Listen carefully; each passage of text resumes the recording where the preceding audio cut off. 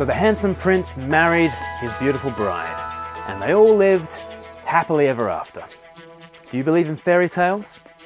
I say fairy tales, it's a bit deeper than that. It runs in our cultural bloodstream.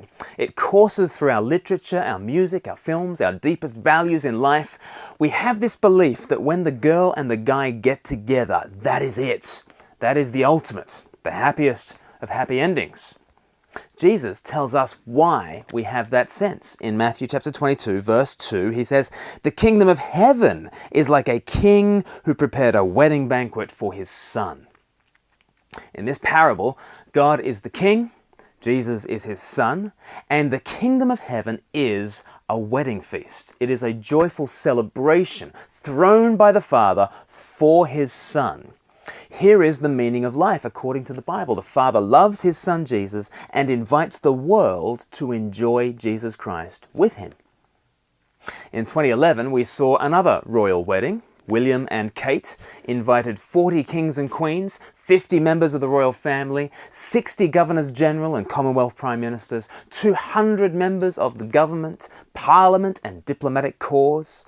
But they also invited Kate Middleton's grocer, butcher and postman, her pub landlord, and 300 other friends of the couple. Gentlemen were required to wear uniform, morning coat or lounge suit. Ladies were required to wear a hat for the wedding service. Some of them were a little more outlandish than others. I'm looking at you, Beatrice and Eugenie. Google that if you don't know what I'm talking about. But those were the requirements, the dress code for our modern royal wedding. In biblical times, life was even simpler for the recipients of invitations. Servants would come and take your RSVP personally. And if you wanted to go, the right clothes were provided on the day by the host. Therefore, really, there was no excuse for not showing up and not being dressed for the occasion. But the shock of Christ's parable is how people respond to the king's invitation. Verse 3, he sent his servants to those who had been invited to the banquet to tell them to come, but they refused to come. So then he sent some more servants and said, "Tell those who've been invited that I've prepared my dinner, my oxen and my fattened cattle have been slaughtered and everything is ready. Come to the wedding banquet."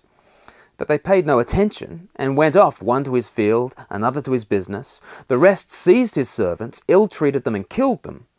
The king was enraged.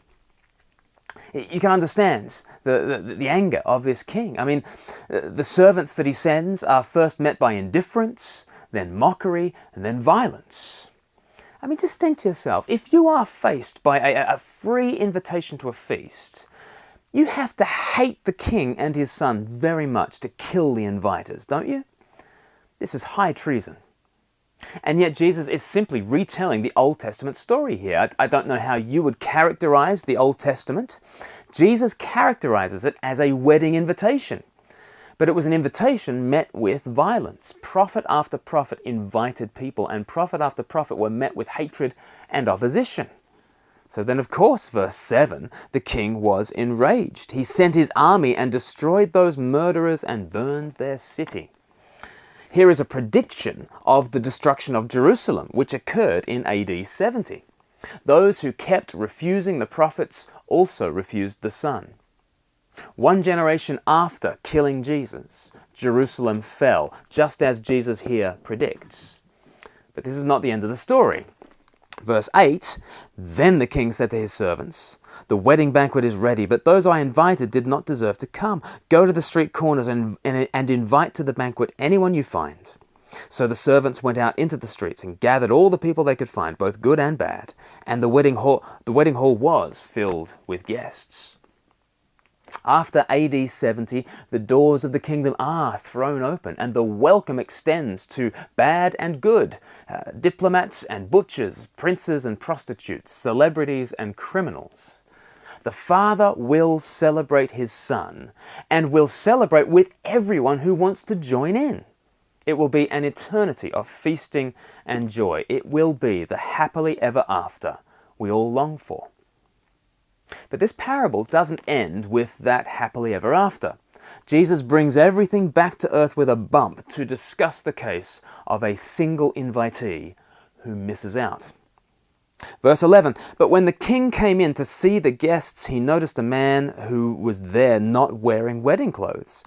Friend, he asked, how did you get in here without wedding clothes? The man was speechless.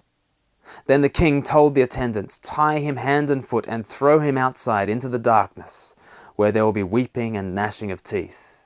For many are invited, but few are chosen.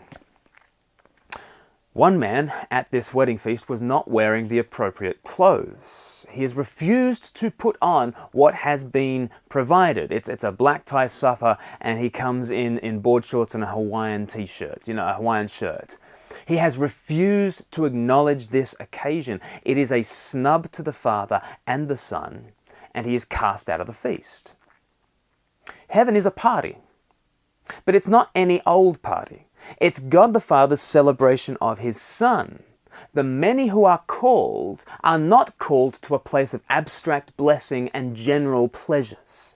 The chosen are those who don't merely celebrate the supper, they celebrate the Son. The very essence of the kingdom is a love and honor for Jesus. If we don't want to acknowledge Jesus, then we may be called, but we are not chosen. But then, why would we not acknowledge Jesus?